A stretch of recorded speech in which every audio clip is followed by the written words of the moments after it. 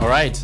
If you want to hide something from an African, put it in a book, but don't give me that book, because right now I'm trying to see what they have hidden here, and all I'm seeing is quotes and forwards and very important information in this book, Son of Nile by Teddy Warria. Teddy Warria is joining me here on set. Is actually already here, and of course to have me that conversation on the Moto Festival, Moto Books Festival, Moto Books and Arts Festival that is coming up.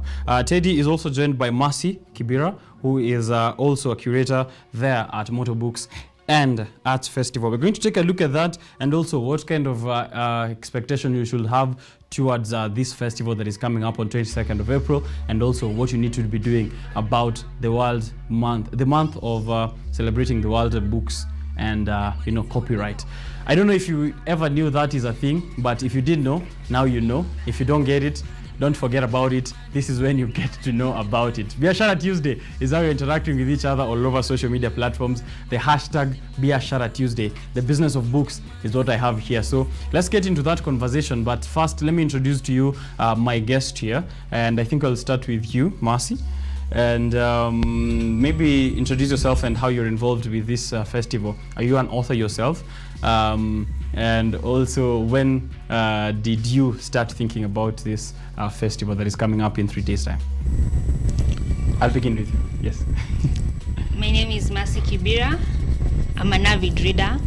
I'm the co-founder of Half Price Books, a bookstore that deals mostly with pre-owned books and also new books. I'm also the curator of Moto Festivals, Moto Books and Arts Festival, which is an event that brings together readers, authors, and the people around the ecosystem of books, publishing, and arts. All right. Yes. Sorry, I didn't get that name on the bookstore. Half-priced books. Half-priced books. Yes. That's why you get half-priced books in half-priced books. Of course.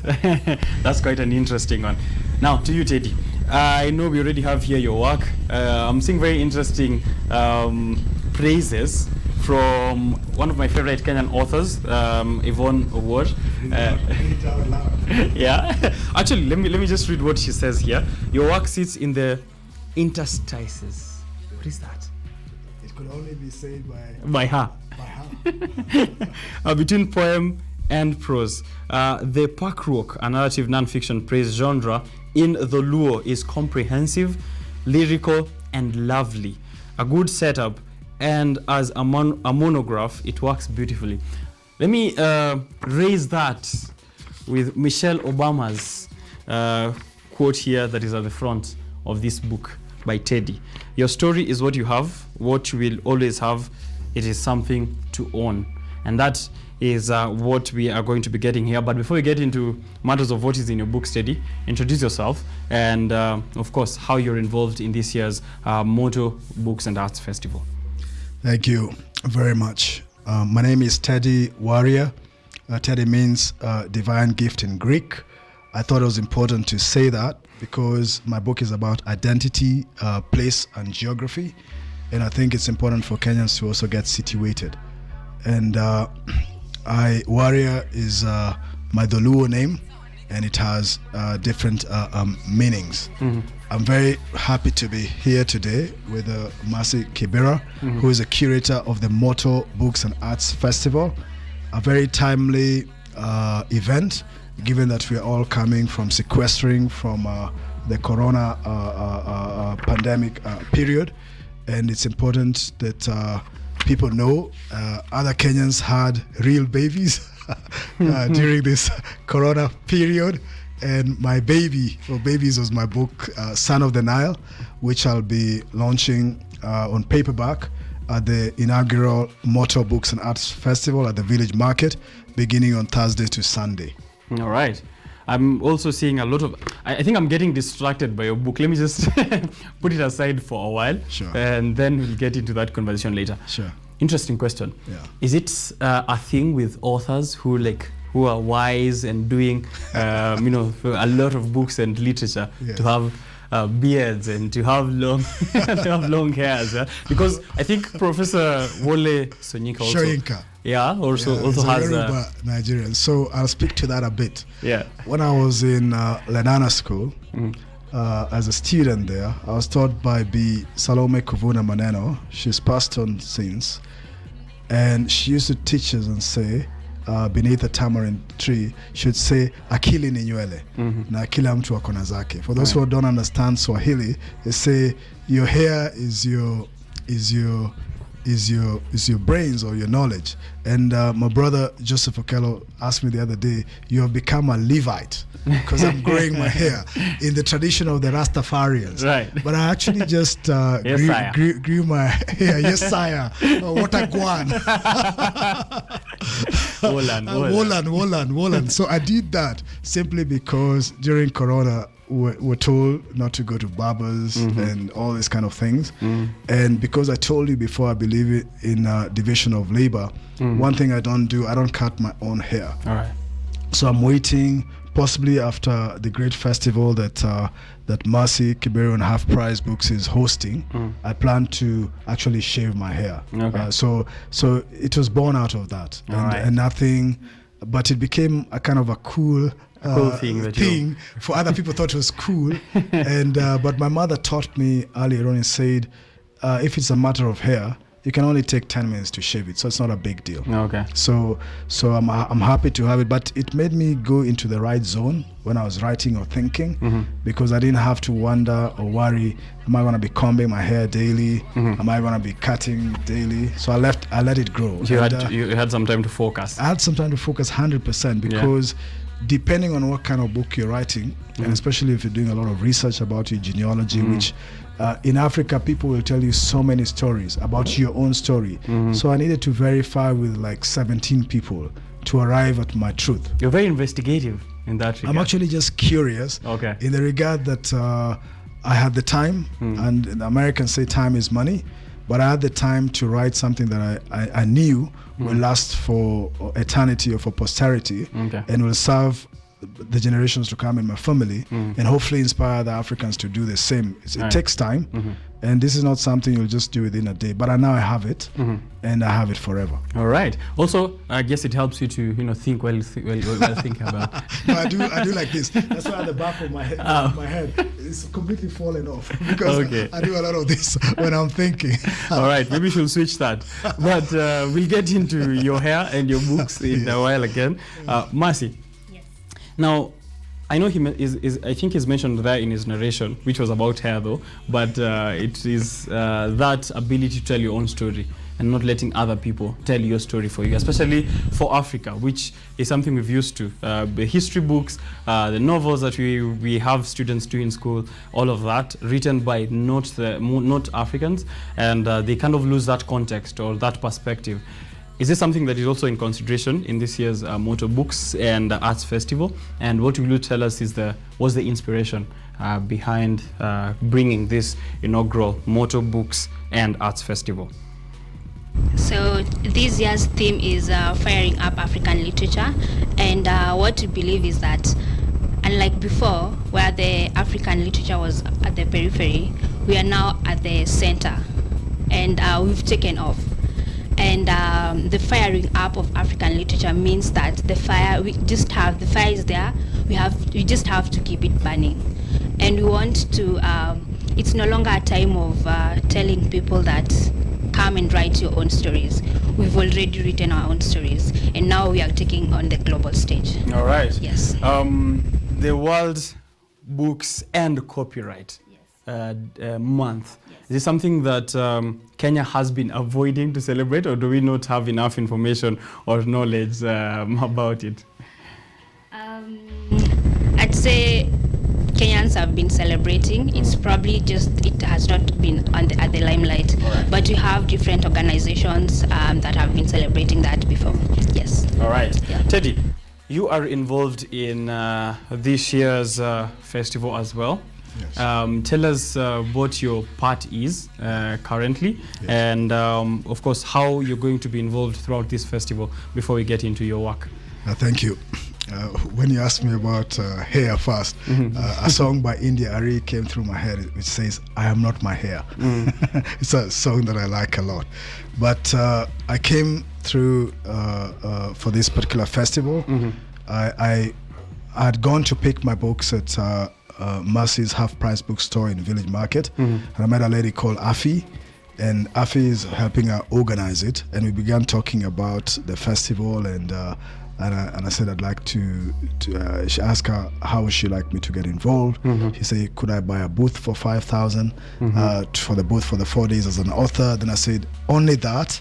Only that? Is that what you're asking me to do? Only that? That I can do easy. So that I can do easy. Give me a challenge. So she introduced me to Mercy, and it's been wonderful knowing her. And I accepted to launch my book, Son of the Nile, in paperback at the inaugural Moto Festival, because I felt it was important to tell Kenyans that you can do your own book in your own time, in your own country, without wondering how the process of doing it. And so that's what I'm eager to share with Kenyans.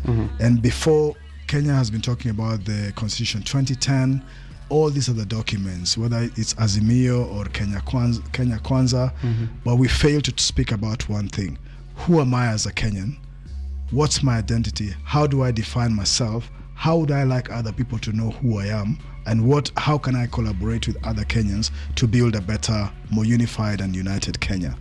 So this opportunity on World's Copyright Day gives me the opportunity to share with Kenyans how they can write their own stories, however brief, even 2,000 words, or even a poem of 2 pages, to describe who they are, so that it forms a basis of our foundation as a nation, rather than guessing I'm Luo, I'm Kikuyu, I'm Kamba, I'm Kalenjin, I'm Dorobo, I'm Rendile, I'm Borana, all that. Just take a little bit of time to put down on paper who you are, and start with your genealogy, if you can. So my book basically is that I've given purpose to my genealogy, and I have more than 280 years of my genealogy on the first page of the book. So this is the important thing I want to share with Kenyans. And my book is called Son of the Nile. And the Nile is the aquatic bridge across 11 countries. So it traces the migration of the Luo people, also from Egypt, if you will, to South Sudan, to Ethiopia, to Uganda, into Kenya through Gotramogi, then all the way into Nyakach, Kadianga, where my village of Kamnoa is. So I keep on asking people, instead of asking them, what is your middle name? Because when I first returned to Kenya in 2010, people were asking me, what's your middle name? Because I don't have any anyway. So they couldn't figure out what my tribe is. So I thought, why can't they ask me, what village are you coming from? Or what is the meaning of your name? Because it elicits a very different conversation. So at the Moto Festival, I want to bring out that to Kenyans, so that they ask the right questions. Perhaps they don't know how to ask the right question. So in order to pigeonhole you and place you, they just ask, what's your name, so that they figure out your tribe. But if somebody else told them to think differently, so they can write and act differently, and give them the how to do that, then they'll do it. So that's why my reason today, like for example, her name is Mercy, and I think we all know the meaning of mercy. And I kept teasing her that may God have mercy on you, especially that now we're from Easter. So what's your name? Richard. Richard who? Okenye. But what's the meaning of Okenye or Richard? Do you know? I don't know about Richard. Yes. I just pass it for rich. Oh, I like that too. And Okenye is Okenye means someone who's sharp, something that cuts. I like that. Right? Yes. So and do you own it? Do you claim it? Very much. So for example, my name Teddy, which means divine gift, I claim it. And I own it. And any given day, I've never slept hungry. Because I always claim my name Teddy, which means divine gift. You cannot go wrong with such a name. All right. So I hope more Kenyans truly know the meaning of their names, and if they don't know, they can ask their parents why they were given such a name, and what inspired their parents, if their parents are alive, why they gave them such names. All right. Mercy, you are the curator of this event that is coming up in 3 days. Maybe a brief rundown, or detailed actually, since that's what we are here to do, of the kind of activities, the various different activities that will be there on 22nd. So the Moto Festival is going to be 4 days, and we have exhibitions from 9 a.m. to 6 p.m. We also have masterclass, that is how to write a book, how to sell a book, and how to publish a book. So it's taking an author or upcoming authors to the journey of being an author. And we also have panelists from renowned authors and also some of the great minds in the literature industry. And we also have what we call literature mic. It will be more of an entertainment, but also a conversation amongst authors. We also have a dinner that will bring the stakeholders together. All right. Yes. That is on the 22nd. Who are the other people involved in this, apart from yourself, of course? Are there other organizations which are in collaborations for this event? Yes. We have Village Market, we have Trademark, we have Hero Hotel, we have Maktaba's organization that is playing a very critical role in because they are donating 9,000 books. One of the activities also during the festival is we're going to equip 30 libraries in marginalized areas. So Maktabas is donating 9,000 books and we hope to raise 18,000 books. Right. People are already donating and it's doing quite well. Right. You're the co-founder of Half-Priced Books. Yes. Maybe tell us, where is Half-Priced Books, first of all? What kind of books are there? I don't know if they're mainly African literature or if there's more. However, the most important out of this question that I'm asking is the reading culture of Kenya, which is what we're also trying to solve through the festival and also through Half-Priced Books. Somewhere people can get books at half the price so that they can improve their reading culture. Is it that bad, our reading culture in Kenya, or have we picked up? Because as I started, there's that phrase, the common cliche phrase that if you want to hide something from an African and from a Kenyan especially, just hide it in the middle of a book that is not a set book.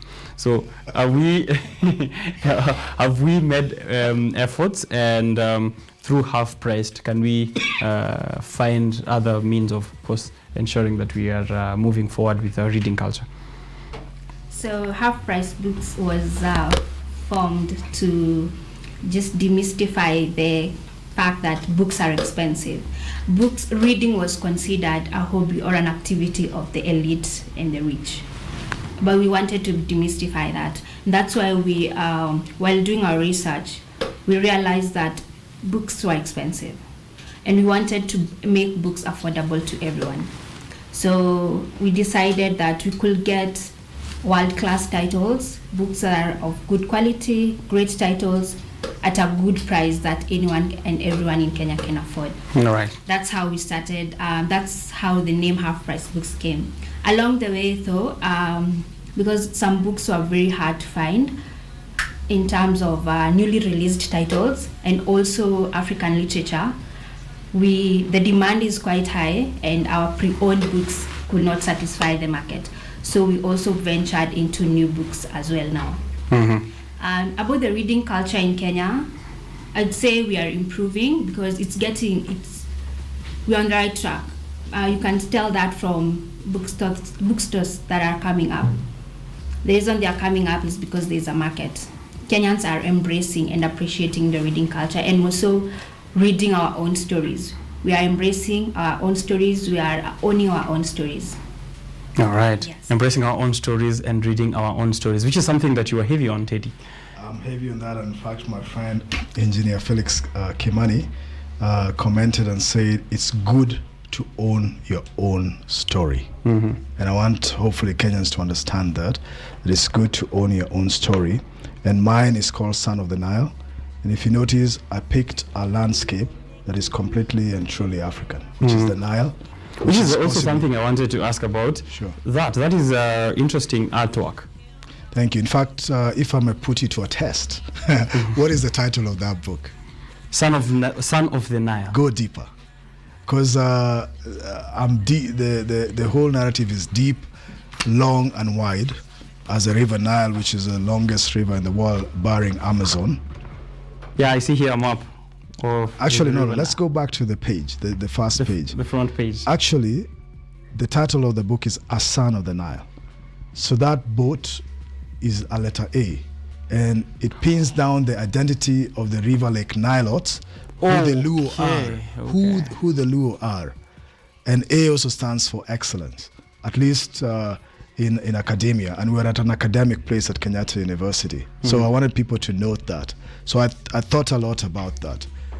This could have easily flew by me. Yeah, and it does. And actually, Son of the Nile is now kind of my new nickname that people have been calling me. Okay. So it's synonymous. All right. To the author, so to speak. Okay. So I've embraced the title. Yeah. I see. I'm seeing a testimonial here, and I'm hoping it's someone that I know. Yes. One of your mentees, what's the name? Diana Owor. Oh yeah, she's fantastic. Is this I think I know this lady from Strathmore. Yeah, she's from Strathmore. She's the one. And she went to Mass Street, and she's an excellent writer.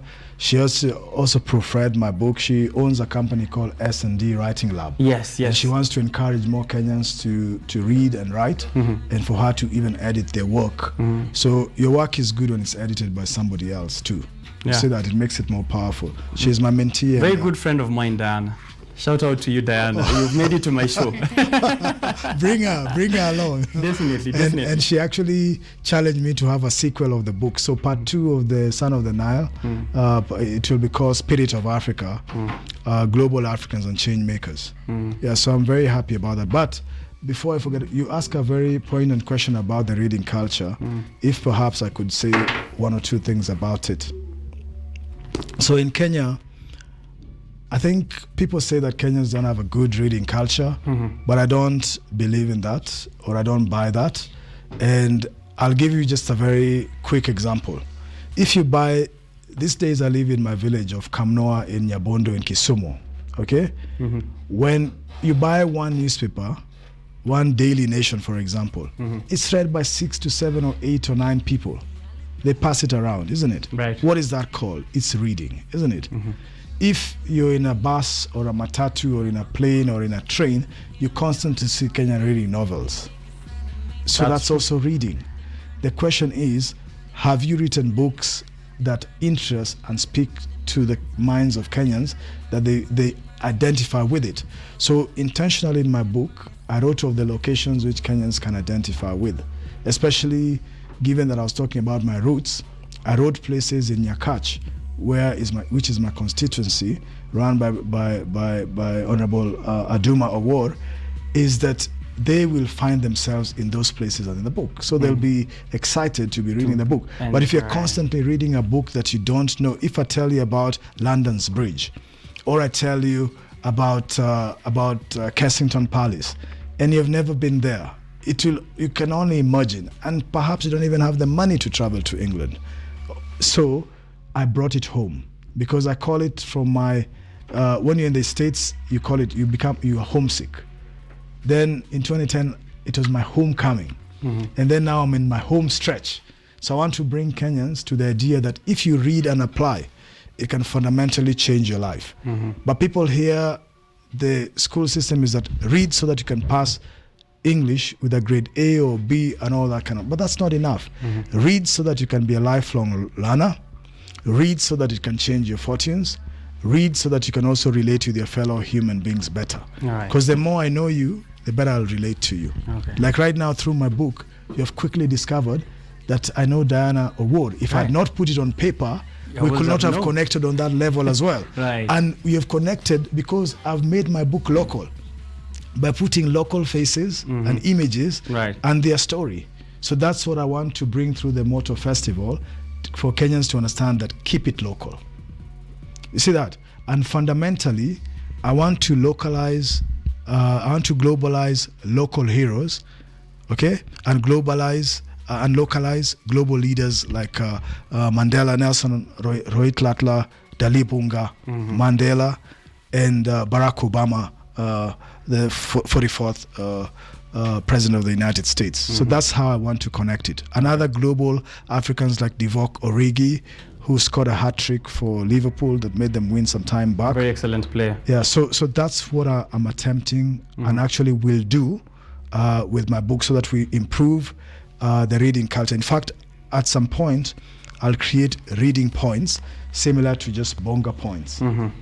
Okay, that's nice. We'll get into something else in just a while, which is these very amazing images I'm seeing here in the book, and also the book that you're holding there, which is the one that Writing I Our Lives. had a look at. Writing Our Lives, the 5th anniversary edition, a Southern Storytellers Anthology.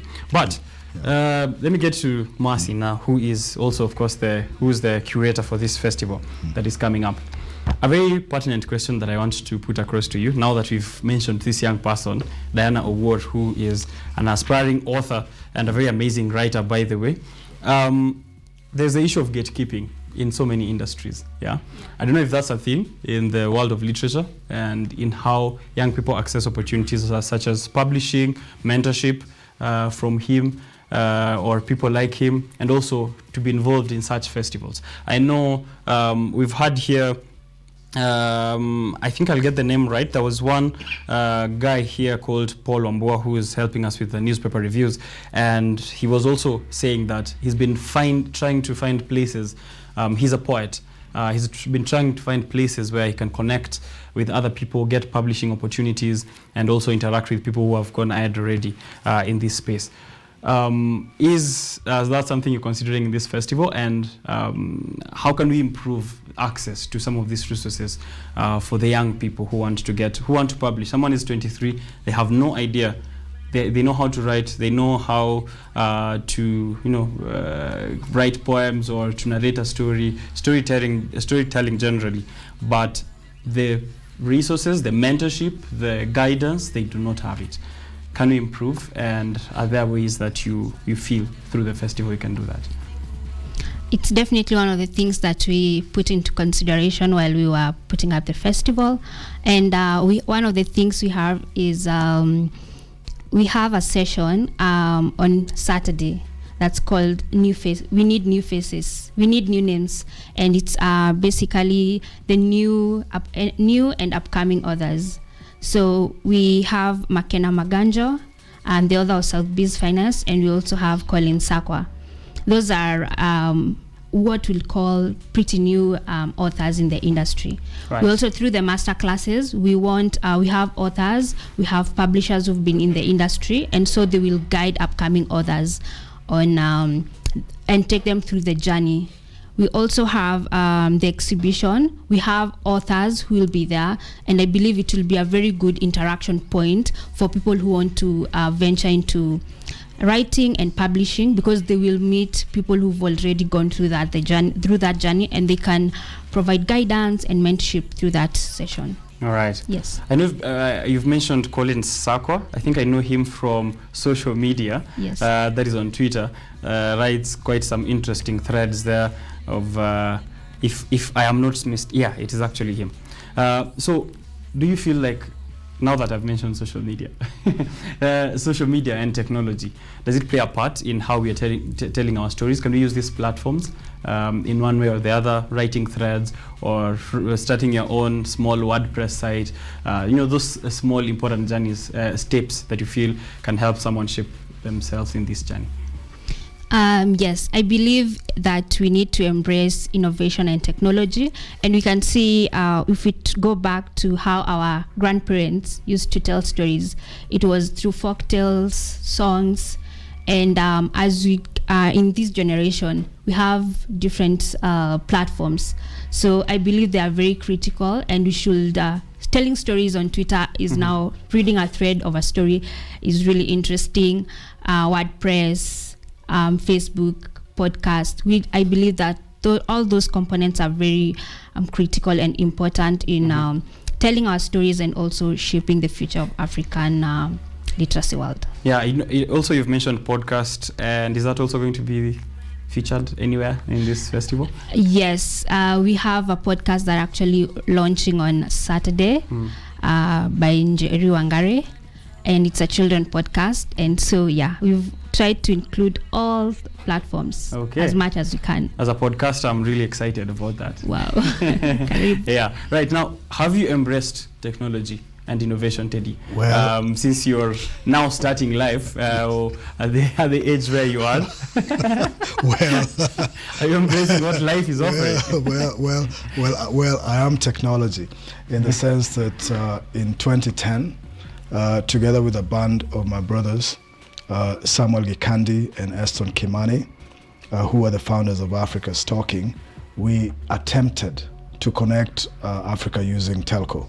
and we ended up creating maybe one of the best application programming interfaces for communication and payments across Africa. That's true. In Africa's fact, talking is quite a thing. Thank you so much for that. So, in fact, we used to like saying, Africa is talking.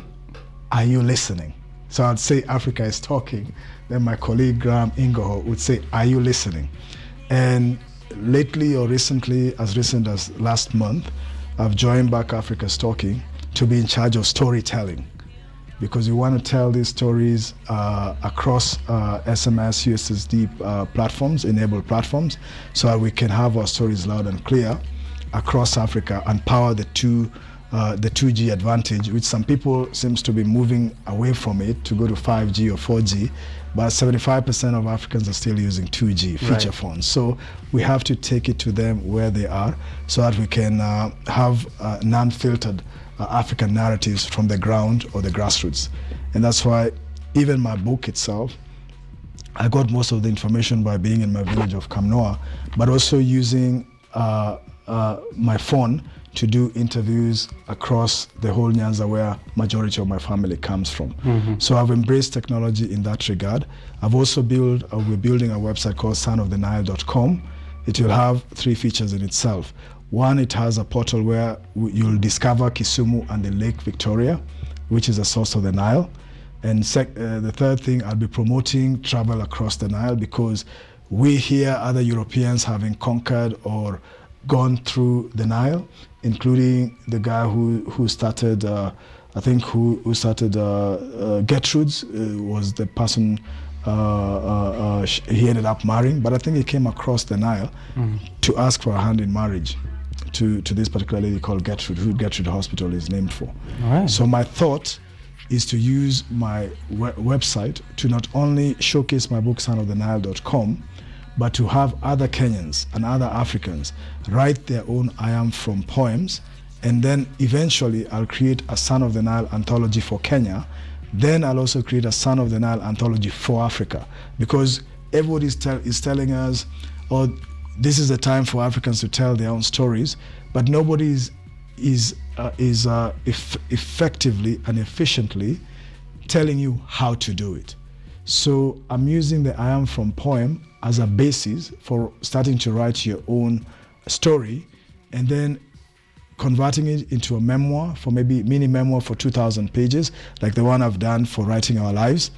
And then if at a later date, when maybe you're 40 or less, you can write a full-length autobiography. So that's how I'm using technology to do this. And also my book is sold as a PDF or an ebook at a reduced price of only $5, because I wanted to make that book available to as many Kenyans as possible. But we have a problem, because other ebooks, people are selling them for 50 shillings. So if I'm charging 500, somebody's saying, how can I pay for 500 yet I can buy some American ebooks for only 50 shillings? But that's not their story. It's not their story, but these people exist in this market, and they have access to those stories, so they feel let me buy that because that's what I have. So I have to think of how I can use either NFTs or I can use reading points to encourage either quizzes or games, or a way for people to buy it and not feel like they're losing out, but that they're gaining something or an experience out of it. So that's what I plan to use technology to take this forward. In fact, a friend of mine called Favor, and also a professor at Warria University called Professor Abel Kinoti, he's the dean of the College of Business. He'd asked me, why don't you convert your images like this of Son of the Nile or my actual image into NFTs, sell up at least 1,000 pieces at the beginning, and by so doing, I'll be selling other products out of the book. So that's still harnessing technology. And then I'll also use SMS Leopard, which is another product of Focus Mobile Limited, our other company, to be able to create book clubs in different villages and different offices to bring people together to start writing about their own I Am From poems. So they coalesce around the I Am From poem, but with a fundamental aim of uniting and unifying Kenyans around our own stories.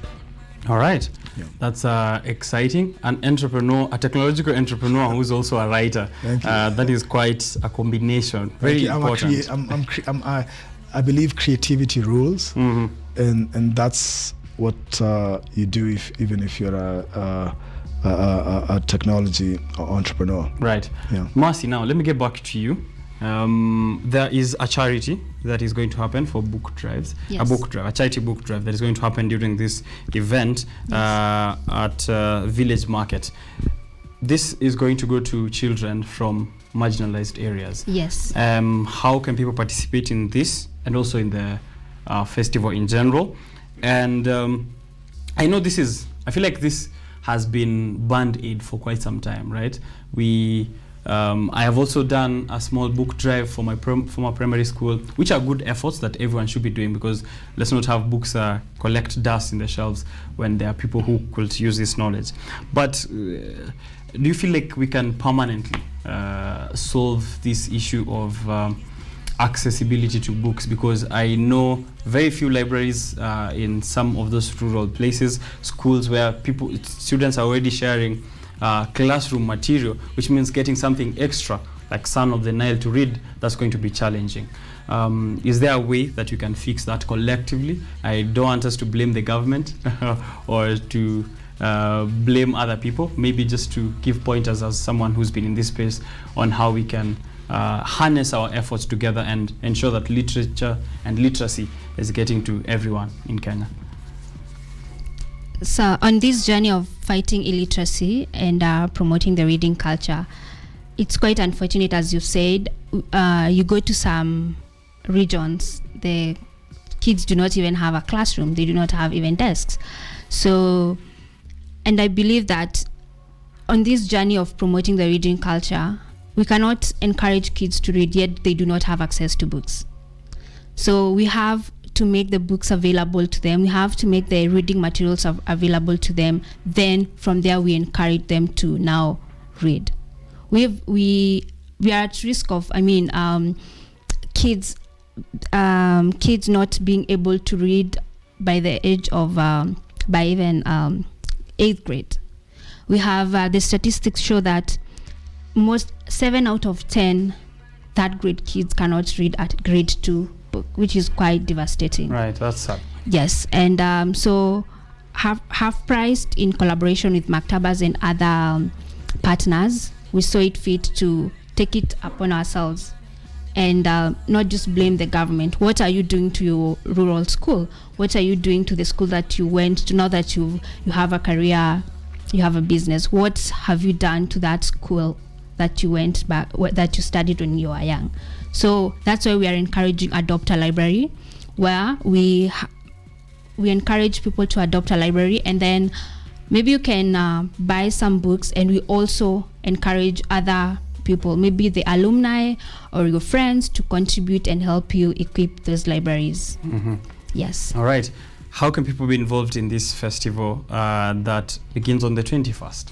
So the exhibition is free entry. We also have the panelists that is free entry. The only sessions that are paid are the masterclass and the literature mic. So you can come interact with the others from 9 to 6 every day. We have panelists in the afternoon. You can come and interact with them as well. Okay. On the donation, you can send any books that you'd like to impact into the life of young kids. You can drop them at Half Price Books. We have 3 branches. We have the CBD branch, we have the Lavington branch, and we have the Village Market branch, where the festival will be happening. All right. Yes. Okay, now, as we try and wrap up, I know we can have a conversation about books the whole day, because also I am a writer as well, small time creative writer. Make it big time. Yeah. For big time, I write technology. I like that. So that's write about Africa stalking. Definitely. I do know about Africa stalking through. No, write about us. Oh. Through who? Okay. Actually, write about it is a good challenge for me. Through myself still. We are using the API for a certain startup that I was involved in some time back. Thank you very much. Yeah. So here we have this anthology. Yes. Something that you can tell us about it. I see a lot of different authors here as well. Yes. Maybe tell us a little bit about the composition of these authors and what stories in there in that theme of. So I'll just actually read the title: Writing Our Lives 5th Anniversary Edition, a Southern Storytellers Anthology, volume number 4. This is by Janice F. Kinney. She's the copyright owner of this book. Janice used to be a presidential diarist for President William Jefferson Clinton, who was the 42nd president of the United States.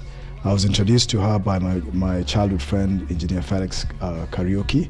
And during Corona, she asked us to write a mini memoir of 2,000 words. So my own memoir and that of Felix appears in this book.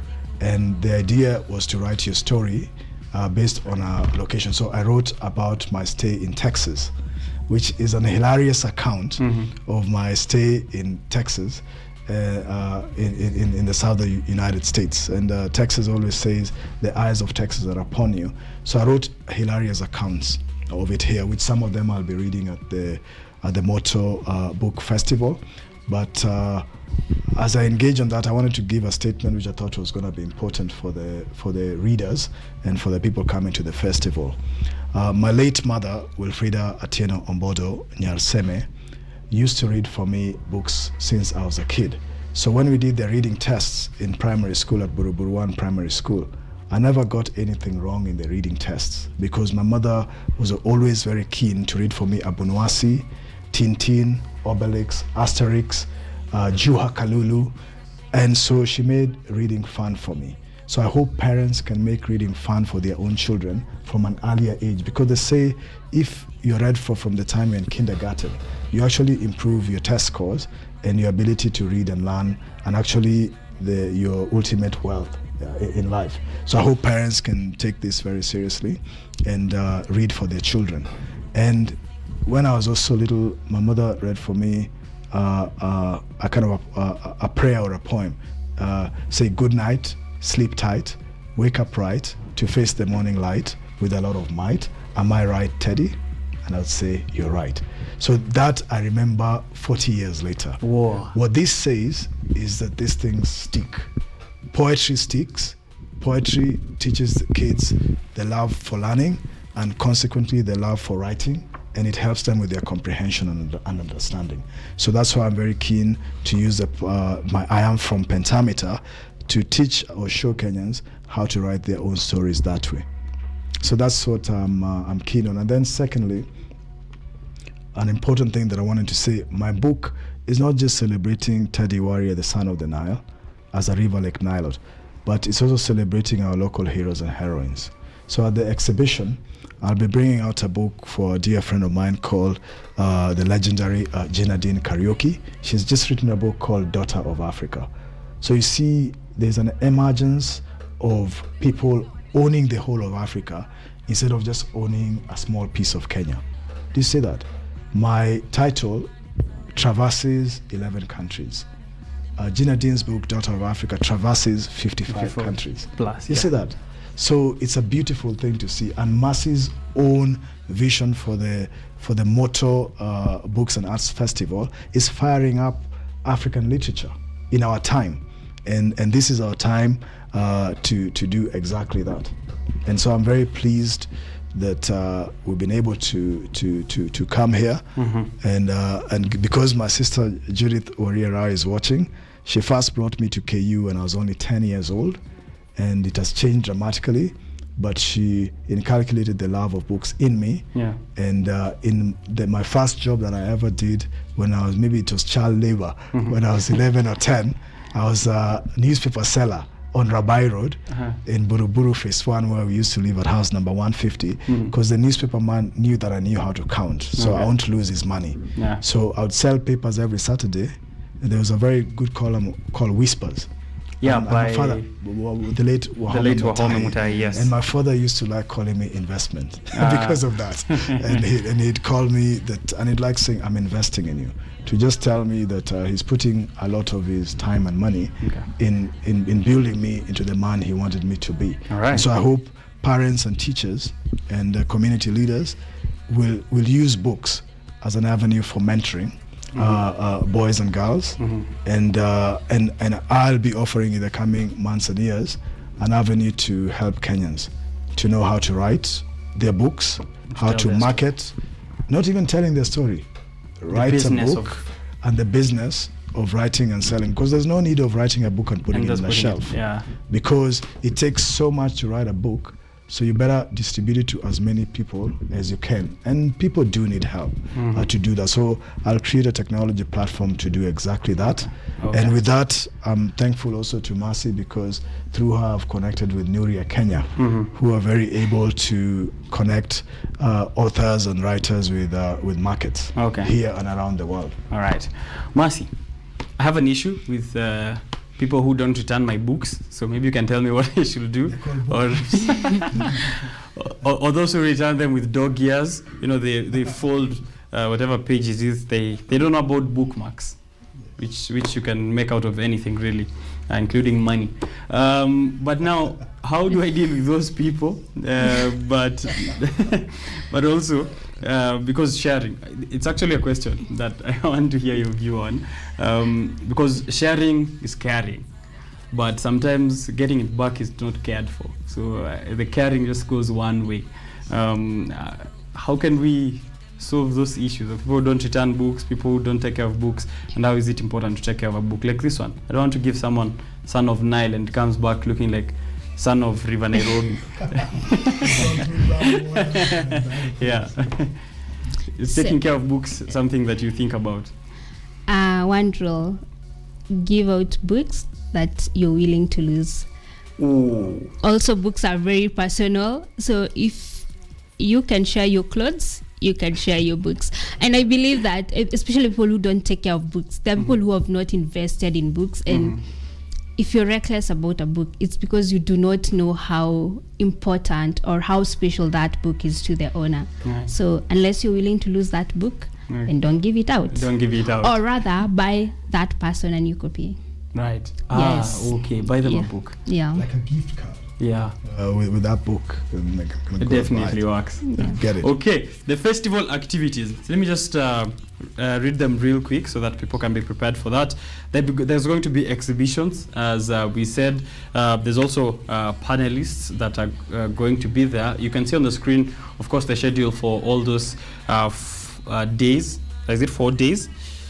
Yeah, so it's displayed there on the screen. A couple of activities, including a gala dinner at Trademark and that charity book drive that we are really focused on, especially on this show. So make sure, if you want to donate and you don't know how to get to them and you feel like it's a long way all the way to Half Price or to Village Market, bring them to KUTV. We'll make sure that they get to the relevant people. Book reading and signing by Nana Dakoa, Ghanaian author of The Sex Lives of African Women.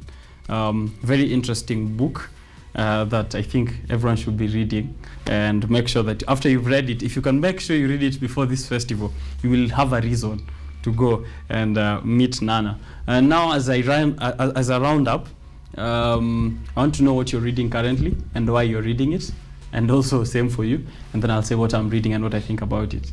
Yeah. So let's begin with Mercy. What are you reading right now? And why are you reading it? And also, what do you think about it so far? I'm reading Bhagavad Gita. 2 books concurrently, Bhagavad Gita and also Good to Great, which I'm reading for, I've lost count of the number of times I'm reading them. Okay. Yes, Good to Great. Favorites? Yes.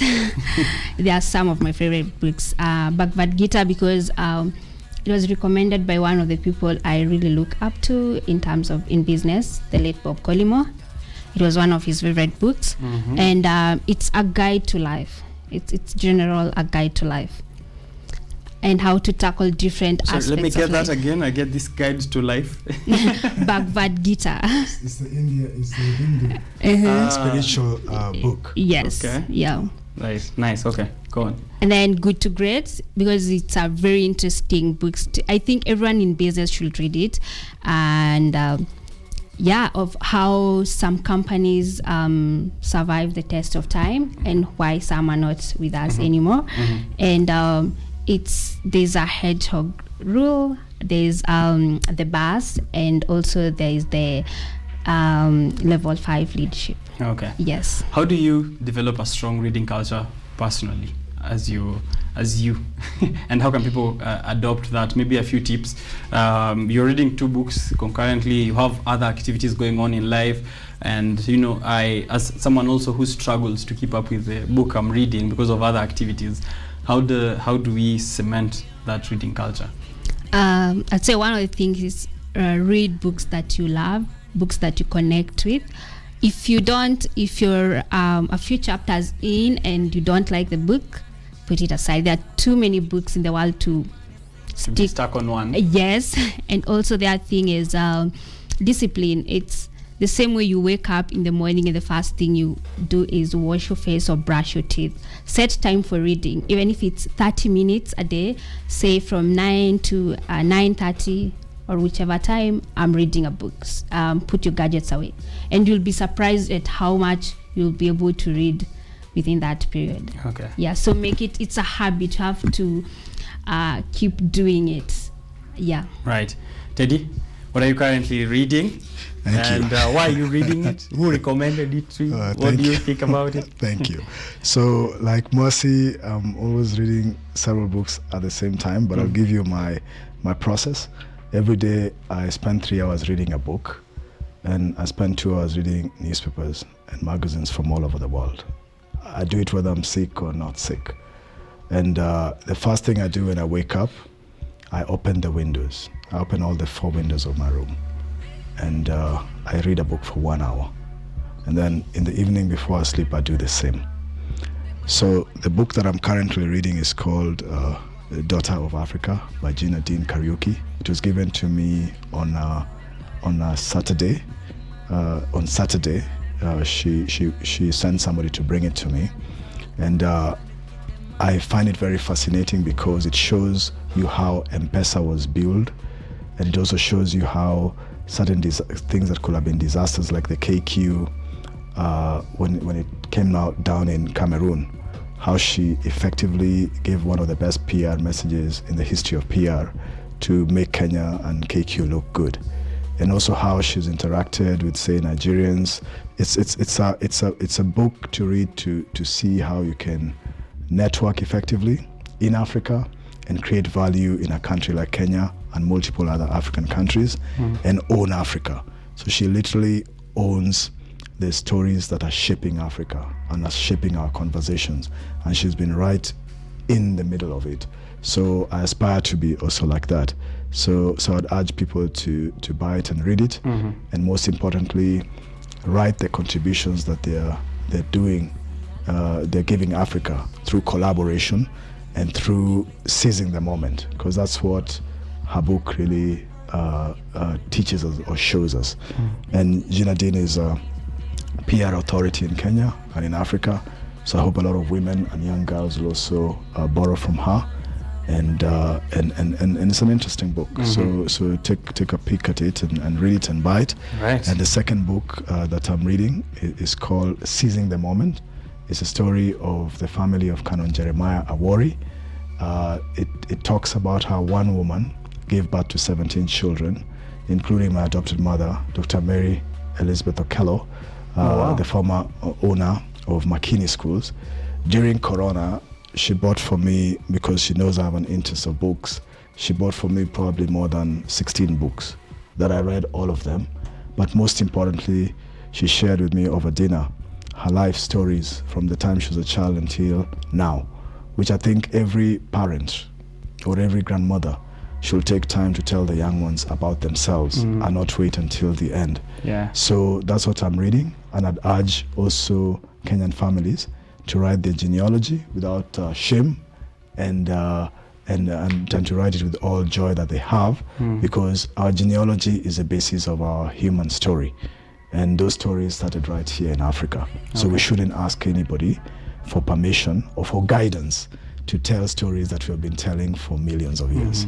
We should just get ahead and do it, and that's why I believe on embracing Moto, Books and Arts Festival. And as I conclude, I hope that the Minister of Education, Professor George Magoha, has heard us, We want to create a culture of reading and a culture of book writing, and we hope that he'll join us at the festival and support activities for Book and Arts Festival, because a nation that knows itself through writing and you know how to write better by reading better becomes more powerful and is not shaken easily or taken advantage of anywhere in the world. All right. I'll take those as your closing remarks and then ask Mercy to do the same. Just a call out to people to come through to the festival and actually donate these books that we really are encouraging, especially here from KUTV. And yeah, maybe any last words on reading culture and how we can improve that in Kenya, reading and writing culture. Yeah. So I'd like to invite everyone to attend the Moto Books and Arts Festival. It will be a very one-of-a-kind experience, from interacting with fellow readers, authors, and also publishing houses, like one of them being Story Moja. And we believe that we can't keep saying there is no reading culture in Kenya. Ask yourself, am I reading? If there is no reading culture, I think you need to say, I am not reading. Start with yourself, and then if we all take responsibility and become readers, I believe that then we'll create a movement and we'll read our own stories. Readers become writers. Once we read, we'll also be able to write more stories. So we have to keep the fire burning. This is a movement. This is the first one, and we look forward to having many more, firing up African literature and taking it to the global stage that it deserves to be there. All right. That is great. Ensure that you're checking out this festival. Of course, if you're able to join, it will be happening at Village Market in Nairobi, Kenya. So ensure unafika huko and donate. Donate, please. If you can't make it there, just reach out to us at KUTV Kenya to make sure that they're getting to the right people. The Moto Books and Arts Festival. That's all we've been having a conversation on here by Teddy and also Mercy, who is the curator of this awesome event that is coming up to celebrate the world's month, which is April, month for celebrating books and, of course, copyright, which we didn't get into, but hopefully I will have you once more, because I think copyright is a really important aspect of an author.